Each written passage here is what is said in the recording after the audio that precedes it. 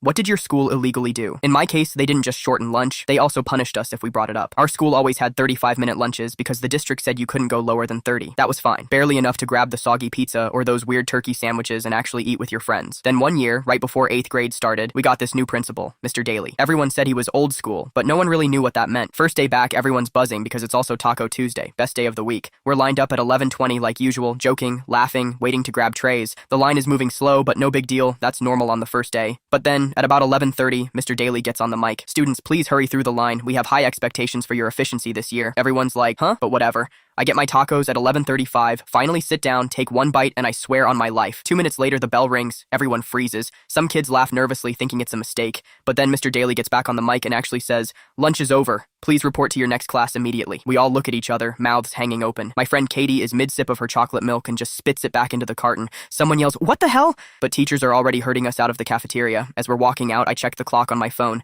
11:25 to 11:42, 17 minutes. I stop a teacher and say, "Excuse me, was that the whole lunch?" She just gives me this tight smile and says, "Mr. Daly's trying something new." Next day, it's the same. 17 minutes. No explanation, no announcement, nothing. If you didn't shove the food down your throat in 3 bites, you went hungry. A few of us started timing it every day. One time it was actually under 16 minutes from the first kid in line to the bell. By Friday, kids were skipping lunch altogether or sneaking food into class because it just wasn't worth the stress. One kid even threw up because he ate too fast. We started complaining to our teachers, but they just told us to adapt.